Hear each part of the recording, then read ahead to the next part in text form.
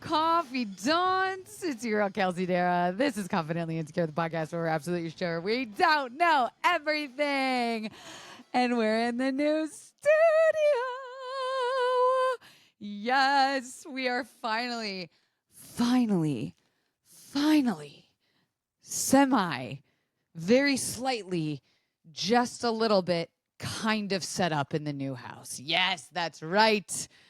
I have been loving and appreciating your patience and your comments, especially from last week's pod where y'all were like, girl, just get your move in. Like, I don't know if it feels like it's been years for y'all, but it feels like I'm ready to just be here.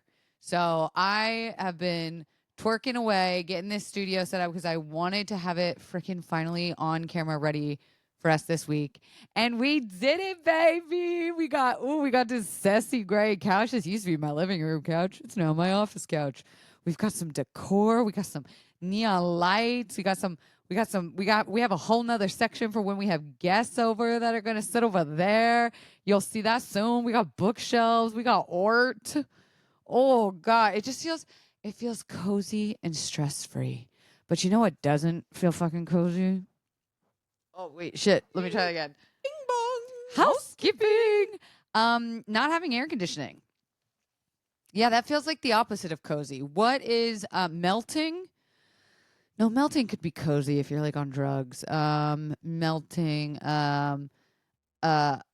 frigid. But that sounds like it's cold. What's a word that's the opposite of comfortable? I'm having a brain fart. I bet you're screaming. I know it's obviously uncomfortable, but I'm trying to think of something that's like the words. They escaped me. All right. I've been spending all of my brain power on measurements and nail holes and fucking. It's hot in this bitch. So I came to obviously tour this place. Loved it. Fell in love with it. We did the thing where I checked all the appliances. They turned on. But what's the rub, confidant? Just because it turns on doesn't mean it fucking works. So my AC turns on, but it doesn't blow any cold air. And LA had some rain this week, but suddenly, post-rain, we got heat wave, bitch. We got a fucking heat wave, and it's hot. I'm wearing sweatpants, but like it's for the aesthetic, not because I'm comfortable, okay? I also leave in like 6 hours for Miami, and I'm at that point where I'm like, do I just stay up and go straight to the airport and like get there early and go to the lounge or some shit? Or do I try? I should probably get a couple winks in, right? I'm going to Miami. If you live in Miami or near Miami, you should come to the Miami Film Festival. I will be there for the screening of a very small part that I had in a very big movie called The School Duel, directed by Todd Weisman, my dear pal, who I just think is a brilliant genius.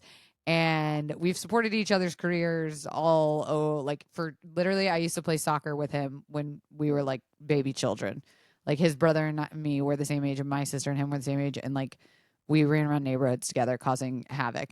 And we both ended up in the arts and ended up being pretty good at it, both of us. Like, wow, look at us go. And he wrote this script. He told me it was kind of crazy and dark, but it was like his response to all of the mass pewings happening in America. And it's also takes place in Florida in the not so distant future. Florida has breaking off from the rest of the United States. They lay their own laws, and to mitigate school pewings, they have this sort of like purge Hunger Games every year to get the violence out of young boys. And I play a political role, and I play very like, I don't want to spoil it. It's a very little small role, but I'm not great. I'm evil in it. So and so I am jet setting over to Miami, baby. Welcome to Miami. My sister is coming down from Tampa to meet me because it's also her birthday this week, my Aries queen. Happy birthday. Shout out to Confidently Insecure's #1 fan, my sister, Megan. I don't even know how old you are, bitch. You're forever 35 in my mind. And so we're going down to Miami. We're going to Soho House, which is like a very bougie members only club. And then we go to the premiere. And fun fact, apparently they sold out the screening. So they moved it to a bigger theater. And I think it's one of those things where people are reading like the log line and they're like, oh, we need to see this fucking movie. And again, I think its heart and its message is like, is this the future we want kind of situation? Like it's commentary. It's graphic. It's going to have a lot of people talking. That is for surezies. But I think if someone isn't making this stuff, like, why aren't we? Is it because we're afraid? Is it because we're like I just wonder why this kind of movie hasn't been made specifically about this subject. Like, yes, we have the Hunger Games, yes, we have battle royales, we have things like that, but to be just so blatantly saying what it is, I'm like nervy. Only because I think when you turn art into something for people to consume and be, for lack of a better term, entertained by, you want them to walk away not being entertained, but having been changed. And that's like, I think why we do anything we do in the film business is we want to try and make people feel something and feel change. And I think Todd does that with this film. So if you're going to be in Miami on Tuesday, so if today's Monday, tomorrow, come to the screening of School Duel. You'll also see some very great actors in that film. Oscar from The Office I play in a scene with him, a few scenes. The kid actor is an incredible actor. Like he is a really great child actor. So come on down. I'm going from one house of heat to another. And then I come right back to LA on Wednesday. Though I do think we have like all of Wednesday to hang. So if you have any recs, I've been to Miami a bunch because growing up in Tampa, we'd go down there and fuck off and like be bad kids. But I haven't been there as an adult, like not for worksies. And I'm curious, like, where do you guys eat? What do you guys do? What do you see? Like, what are we vibing with? Also, I know it just was, oh, what's that fucking carnival festival? Oh God, I sound so old. EDM. Ultra, Jesus Christ. I'm embarrassed. Old Kelsey would be embarrassed that I just forgot the name of that music. Oh my God. Get it together, sister. You are not that fucking okay. You taught those kids how to party, okay? Holy shit. We did it pre-social media. We were camping in the fucking woods, okay? Oh my God. I know Ultra was just last weekend, and it's so funny because I do enjoy watching like creators show off like their outfits and their get readies with me and to see like what brand activations are happening. And then I see people hungover and I'm just like, boy, you know what I don't miss? Getting sunburnt and then sleeping in a tent. Waking up at like 3 a.m, your mouth is dry as fuck. You're like, why am I in a tent? God, I don't miss that at all. Oh, speaking of being hungover, I'm filming this Sunday night. So the White Lotus season finale just premiered. No spoilers, but wow, what an episode. And my favorite thing was the scene where Rick wakes up in the hotel full of hookers. And I just am like, I feel anytime I see a scene with a hangover, I'm like, I can feel that in my mitochondria. Like I feel that at such a deep soul level. Is that what PTSD is, where you're having flashbacks of your worst hangovers and that's what keeps you sober? Like genuinely, oh my God. I can't believe, now that we're on it, now that we're on the subject, Kelsey, the podcast host who decides what we talk about, now that we're on it, I can't believe I drank for as long as I did, as hard as I did, as fucking extensively as I did, and got so sick to the point of as many hangovers as I was having for as long as I had them for, and kept doing that every week. We're mentally ill, y'all. We are. Oh, I'm so glad y'all are here with me because I just feel like you get that. You get it. I don't feel judged. I feel very safe here. Oh, I got a fun one for you this week. Believe it or not, I did something insane this week. Besides, just being glued to boxes and unpacking. Oh, and in case anyone was wondering, I have another fun and exciting Facebook Marketplace purchase that you guys are going to hear about before I post about it online that I'm very stoked.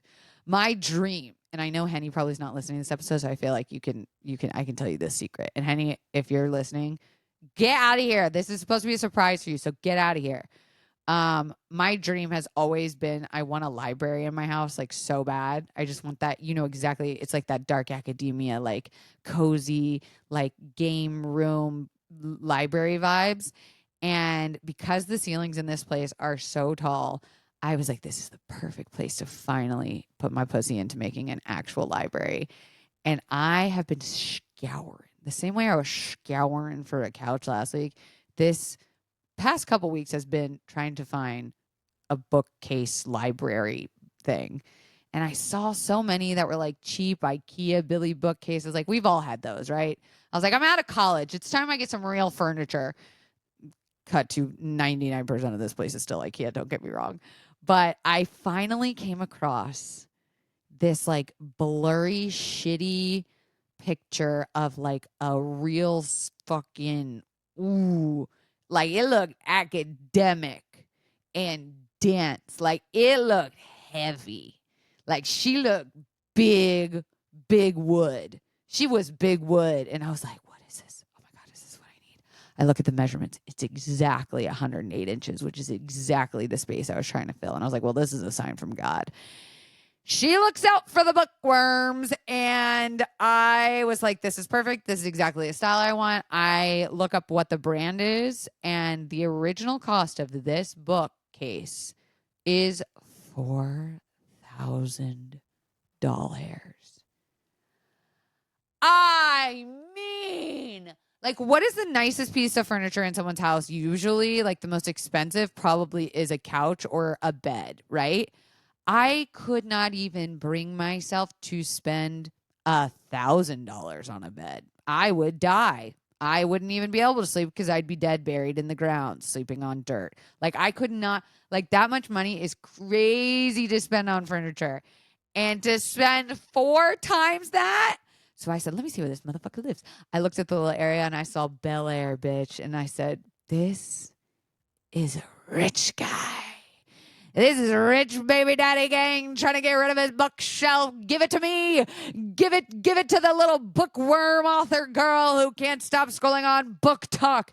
Give me your expensive used bookshelf. I'll take care of her. You probably don't have any kids. I'll be your child. It's time we pass this heirloom down to someone who's going to do it justice. So I fucking messaged that motherfucker so fast. And I was like, I will literally send you a deposit. Like, I will send you the money right now, and I will pick this up in the morning. It was also like midnight when I messaged him. He messaged me back in the morning. He's like, yes, still available. What time can you come pick it up? Like, let's do it. And I was like, oh my God, I can't believe I'm first in line. I'm like, yes, please. I was like, well, I'm going to send like a Lug, which is an app where you pick up things. I talked about this last week. Not sponsored, just a great app. And I was like, okay, I just need your address and like what pickup window I could send it to. And he was like, well, there's about 14 people who claim they want it. And this guy's truck back down. So I'm just saying first come, first serve. Whoever comes and picks it up gets it. And I was like, whoa, wait. Well, I can't like schedule a pickup if like I may get it or may not get it. And then he was like, well, we'll see. And I was like, what does that mean? And he said, good. He even told me good luck. And I was pissed. I spent all of yesterday just like, what fucking, this fucking motherfucker doesn't know I'm afraid to come inside about 108 inches. This is exactly the bookcase I fucking wanted. And I said, deep breath. And I manifested. I said, I saw it in my space. And I was like, I want this fucking bookcase. And so I sent another message because I saw it was still listed today. And I said, hey, I would love to just pick this up. Give me your address. I will be there at 2:00. I will send this money. And he said, no need to send the money. It's yours. And then he said, congratulations. And I was like, what the fuck is this? This man has weird texting info. And I said, all right. And then he gave me his phone number and I called him and then it all made sense. This man was old as hell. This was not a sugar daddy. This was a sugar grandfather. All right. This man was old. He didn't know how the internet's worked. He didn't know how Facebook Marketplace worked. He didn't understand how you sell something on Facebook Marketplace. His wife or someone in the background was yelling, is she selling? Is she asking if she's selling? Is she doing Zelle? Is she selling you? Like, it was so funny. And I was like, oh, I need to have patience with it. Okay. I was like, I am picking this up 100%. I'm coming to get it. AKA the two dudes I hired on lug are coming to get it. Sure enough, sent that lug over. 400 doll hairs, confidants. I will hold for applause, please.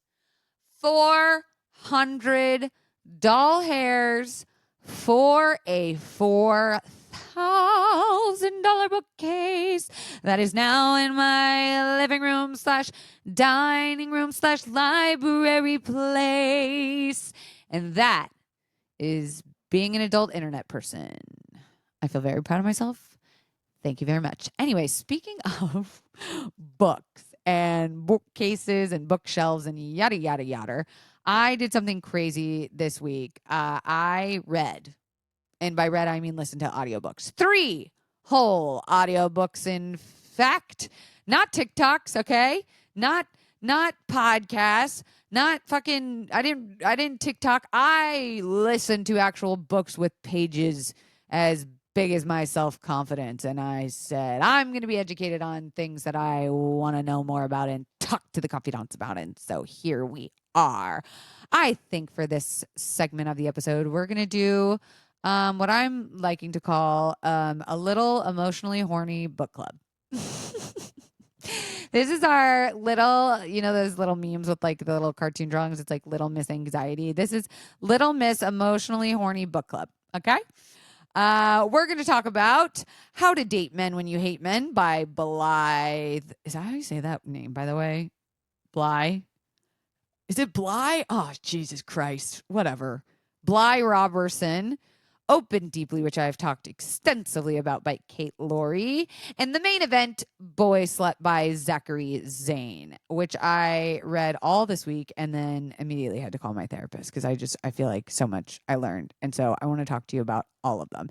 And I'll start now because I know we'll have to throw it to a break in a little bit, but I'll start now because we gonna get a talking baby. And don't worry, if you haven't read these books or haven't read them in a while or don't remember much, I'm not giving away anything that, like, if maybe you hear something that still sparks your interest and you're like, oh, I'd listen to more of that book. I'm not doing it all. Like you should definitely absolutely still go read more about these books and listen to them and figure out more about the subject matter, because I'm just doing a little book club moment here. Reverse book clubs sound like a thing. That could be a thing where someone comes and and pitches the book to you and is like, let's chat about it because this is what it talks about. And you're like, oh yeah, that sounds good. Do I want to waste 6 hours of my precious ear listening time to this? Before I dive into that, though, I want to tell you about a TikTok I saw this week that I just got reminded of after I said that sentence. That has been helping with my depression episode, because as we know, your girl's been depressed.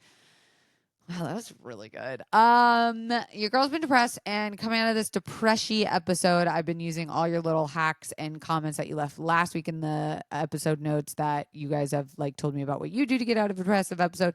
And then I stumbled upon a TikTok that said this. Sometimes when I am depressed and I can't seem to get out and get up and do the things I need to do, I try to play a little role play fantasy in my head where I am an old woman who is so fulfilled and lived her life so fully, but I'm old and frail and fragile, nearing my end of the days. And I got teleported. I got the chance to go back to one day, and it's today. How would I do my day differently? And as soon as I heard that, I was like, whoa, I'm getting out of bed. I'm getting the fuck out of bed, because one day we will be there. One day we will be there, and we won't maybe remember these moments of mundaneness or perhaps tough times. There will be too much time to have that deep of a reflection to look back on. So to imagine it as a fun game of I've been given this one day to go back and live my youth. And yes, 34 is very young in the grand scheme of things. I'm only 30 to 40% done, baby. If I'm living to 100, which based on the amount of cold plunging I do, I better be. So we still got time, boo. So I loved that hack. Anyhoozle, let's get right into it. This is our little emotionally horny book club. Let's start with the headliner. Let's talk about Boy Slut by Zachary Zane. Boy Slut is basically a bisexual memoir and manifesto that will make you clutch your pearls, and written by a very strong POV of a bisexual man who also is a sex writer by trade. So, it's written very well, which I always think about when I think about the book I wrote and the one that's going to be released later this year. I don't think I wrote it well, but I wrote a lot. I don't think I'm a great writer. I think I'm a writer, but I get the point across. And I think I did it with a good point of view and a good, fun way of reading. Anyway, so Zachary Zane is like if Dan Savage, who is like a prominent sex therapist, commentator, had like a Gen Z bisexual baby with the charisma of like a TED Talk. Boy Slut is a collection of essays about Zach's sex life, sexual identity, mental health, compulsive sexual behavior, ethical non-monogamy, like your girl, and coming out over and over and over again. Because when you're a boy slut, when you're a boy bisexual, that's something I feel like I learned through this book that you are constantly having to defend and do. We get so much grace being women bisexuals because it is expected of a woman bisexual to like be as such, whereas whenever even I am so guilty of this, like when I hear a guy's bisexual, they're like, well, now I have questions, like what do you mean, you know what I mean? And I feel like I learned so much. It's raw, it's very vulnerable, and oh, is it slutty. Ooh, confidants. Even me, your big old girl over here, was going like, oh my God, I can't believe he's talking about this in such a casual manner. And I loved that. Oh, I fucking eat that shit up. Eat that shit for breakfast. I love destigmatizing conversation, and I appreciated how open he was. Because it's also very educational. Like you'll learn things and get turned on. And in my opinion, that's a successful week.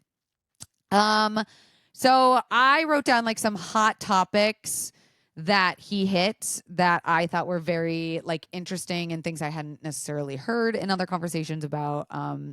Well, I don't hear a lot of conversations about male bisexuality to begin with, but in this world, he talks about compulsive sexual behavior not equaling sex addiction, right?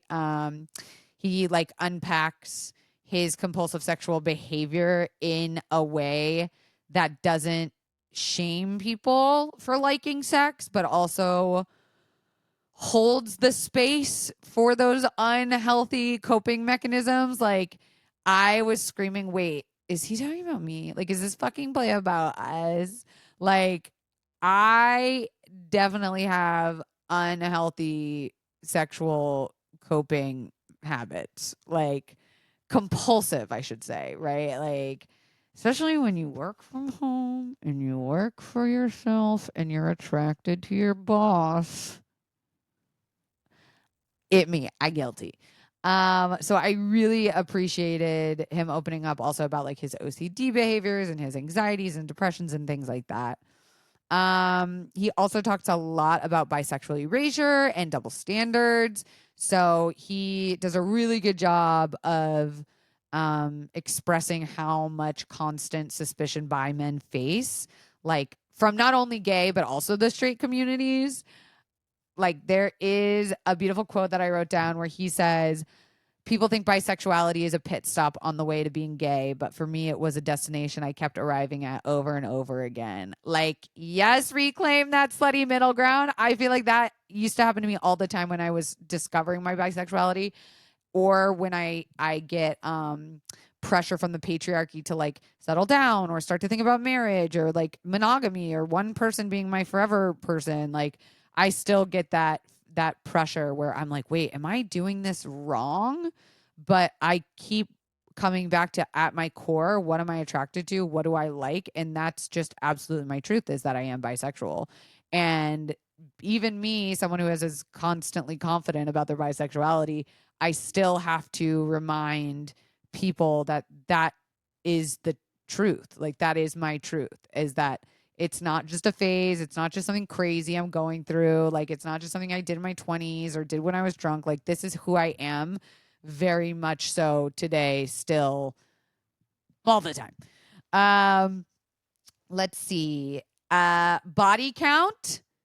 This man opens the book with saying he has slept with over 2,000 people.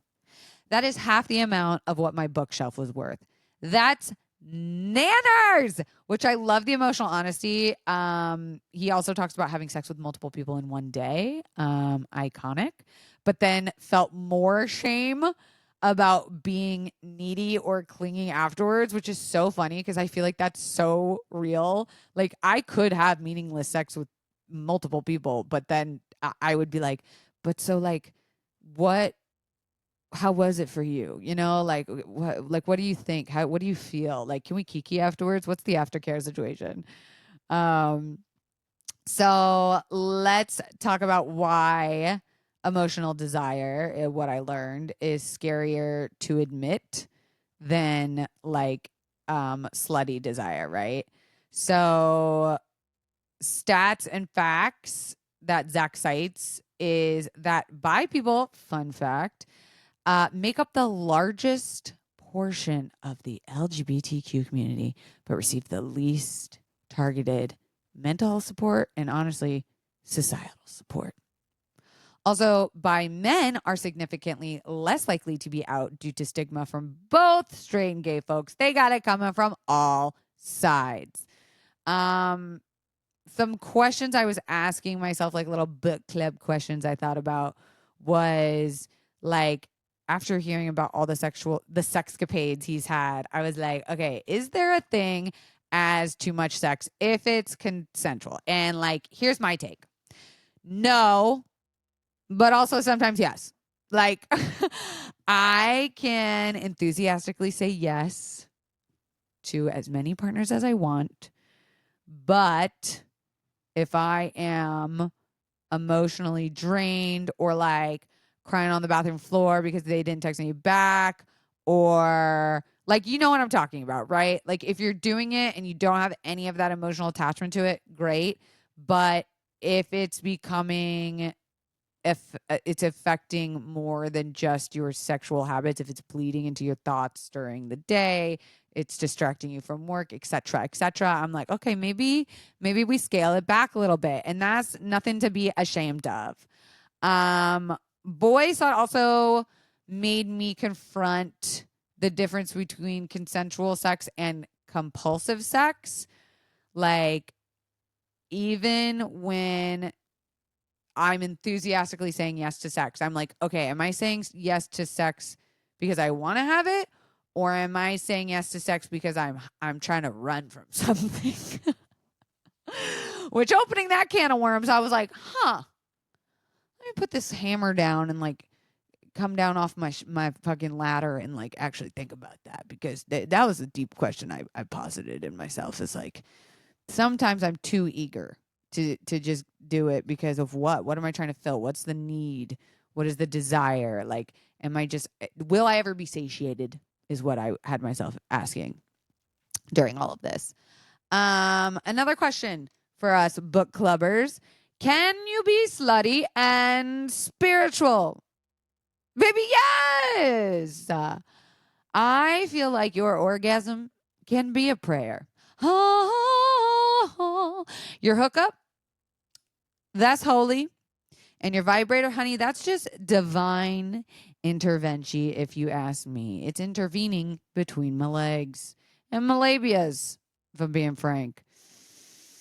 I've had more spiritual awakenings while being choked in missionary than I ever did in the church. And I got baptized, so I'm going to the Church of Gaga. You know what I'm saying? Glug glug. So why do we shame emotional expression more than sex sometimes, right? Like Zach had talked about in the book how he feels needy and that being more shameful than actually like feeling slutty and feeling shameful about it, because I definitely resonate with that. And I think we treat vulnerability like a kink sometimes, right? Like we treat it like we're like, oh, this person's into being vulnerable and asking for what they want. Like, Jesus, like, God, that's a specific thing. Like, I almost am like, we turn off so much of vulnerability during sex. That's just how we were raised, that I would like to see it more embraced, less destigmatized, just being vulnerable about being honest about what you want, where you see this going, like making it more casual in a sense. And again, like the more we talk about it, the better destigmatizing we do. Okay. Biggest question I got from all of this reading was, would you date a bi man? And it was time to unpack that biphobia, ladies, because as we know, I've dated bi men before and I've had experiences. I've had experiences because the greats were greatest and the bads were very, very bad. But the goods were very good and the highs were very high dating bi men. Like the freedom of which bisexual men live their lives was so contagious. And I really, that part of it, I did enjoy, because to be a bisexual man and be out about it, like, ooh, baby, you got to have that confidence. And that's attractive to me. And that was something I enjoyed being around and with a lot of the time. However, it got messy. But do I let that keep me from ever dating a bisexual man again? No. And I don't want to say it's something that I'm like actively avoiding. I think I'm just still recovering from my experiences with a bisexual man recently, that I don't want it to come off as biphobic of men. I just think it was more like this person specific, getting over this person specific issue, because we all still have to unlearn so much, toxic masculine patriarchal bullshit that I don't need to add like another thing to my list to like get over.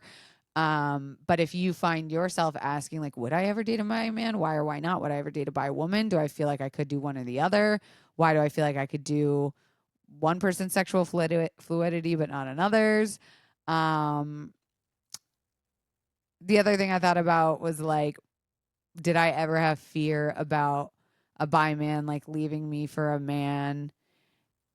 Or honestly, I didn't ever fear him leaving me for another man, but I did fear him leaving me for another woman, which is very funny.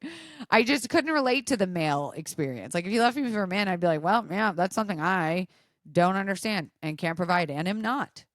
Peace be with you, brother. And out the door he went. Yeah, and hey, if you're scared of bi men, just remember that like straight men, we know how they go. They ain't shit. And they cheat on us all the time and they're messy as fuck. Like what? What? The proof is in the statistical pudding, babes. We know how the straight men treat us. So maybe we do need to look at bi men more. You know what I'm saying? Just food for thought. Hey, when we come back, we're gonna speed through how to date men when you hate men and open deeply. BRB. How to Date Men When You Hate Men by Blythe Robertson. And I hope I'm saying Blythe. It might be Blythe or Blythe. I had a lisp growing up, so I don't like this for me. So How to Date Men When You Hate Men, a great title. That's what got me in. It's a comedic feminist deep dive into the paradox of heterosexual dating, which was really interesting to like listen to after Boy Slut, because Boy Slut was just like, oh my God, fucking bag of Skittles, the rainbow baby. And then like going to heterosexual conversation was like Swedish Fish. Like it was all the same. It's very bleak, but it's also very hilarious. And I think the author does a good job of using her own life experiences to be relatable to experiences we've all had with straight men, of like, oh yeah, I remember when I felt that, or like it had me going back to a lot of my middle school, high school feelings of like, oh, that's right, that's where that came of. So How to Date Men When You Hate Men is less of a how-to. It's a little bit misleading in the title. But it's more of like this satirical memoir that the author writes about, that she's like embarrassed to be so attracted to men because they're like kind of the worst, and how she grapples with being attracted to and wanting to be with a guy when like everything, all the signs are pointing to red flags about the men that we deal with. um Bly blends like her personal anecdotes with like very smart girl like philosophical theories and things like that. Like some of them I was like, oh girl, you way too smart for me. But I really enjoyed like to write that smart and funny. It takes a very talented lady, and I enjoyed it. Some of the key points I wrote down, some of our book club combo, is she talks about the patriarchy obviously a lot and how it has ruined romance. Like we we say it, we joke about it, but we don't realize like how far we have let the bar down. like the bar is so low, it's underground. Okay. Like I think about all the times I've been given a mere morsel and I'm like, I am full. I have eaten for weeks. Oh my God, I never need you to be nice to me again. And I was like, oh yeah, this hurts. That's just like basic like human needs being met. And I was just like, oh yeah, we do need to hold ourselves to a higher standard. But when we do that, like men call us high maintenance and bitches. So like we don't win either way. So how do we reckon with all of this, right? And she talks a lot about how feminism and desire to heterosexual men can be so conflicting and problematic and annoying, right? Like I've talked about this before 1,000 times. Like I am such a strong feminist, and sometimes I just want a man to dominate me. Does that make me a bad feminist? Like, should I be wanting to peg every man that I am with? Am I doing my job as a woman if I let a guy like cuddle me and baby me a little bit, like, and feel so tiny and small in his arms? I just want to feel like baby. It's it's aggressive, right? Like, yes, I make fun of straight white dudes a lot, but goddamn if I'm not attracted to a fucking baseball backwards cap wearing frat brother named Kyle who just kind of jackhammers you. Like you even know the sex is gonna be mid, and you're like, I still want to try and get that guy to fuck me because I don't know, I couldn't get them in high school. And now I'm on a fucking mission because I have confidence and like know my worth. I'm like, yeah, let's get that frat looking finance bro to fuck me. The cognitive dissonance is real, y'all. I've also dated men who made me feel politically unsafe. Where I was like, I think I know who you voted for, but then safe in bed. And that was confusing because we're all the same height lying down, right? But we're not all the same politically aligned lying down. Like I've been done letting Republicans come in me for a long time, and I'd like to keep it that way. Hey yo, another point she wrote about was about sometimes the person gaslighting you is you while waiting for a text back from a man. Like I cannot tell you how many times I in my head will ghostwrite an apology for him in my head just so I can pretend like it happened. Like I'm like, oh yeah, here's what I would say about like this is what he'll say. You know what? I feel complete. I feel like I got the apology. I've accepted the apology I'm never gonna get. And I've convinced myself that we just weren't right for each other, or we just like mutually ghosted. When I was like, no, that person owed me something. Like they owed me a conversation or basic human communications. And there's definitely a part of me that found myself getting angry for putting up with the behavior that I did from men for as long as I did. But I also don't think I knew any better until I did. You know? Did that make sense? Oh, God. I liked the quote I wrote down or I highlighted when she said, dating men is like conducting a science experiment with your own emotional well being as the variable. And of course, like this book got some flack for like on Goodreads. I think the reviews were like, this didn't help me at all. And it was like, well, yeah, it's satire. I think people were looking for like a genuine how to. Like women are scared right now. And in the political climate, we're like, Oh, I don't want jokes. I actually need help. Like, I hate that I'm attracted to straight men and I like need help about this ailment and illness I have. But you know, all that is worth noting while I think we can still be looking for the humor in this hellscape of dating. So, lastly, I would like to speak about one of my favorites that I've talked about multiple times on this podcast, Open Deeply by Kate Laurie. This book is therapy. It is. It's just fucking therapy for people who want to be in an open relationship, who are in open relationships.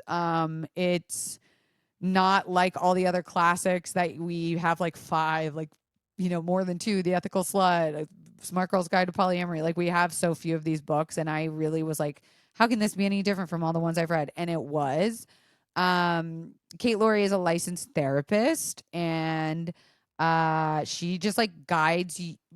It's mostly written to couples going into non-monogamy or who are like already there and trying to figure it out. And she's like this, you know, like your cool poly aunt who like goes to Burning Man. It's very non-judgmental, and she touches on things that I feel like a lot of people would be ashamed to admit they feel and experience all going through open relationships.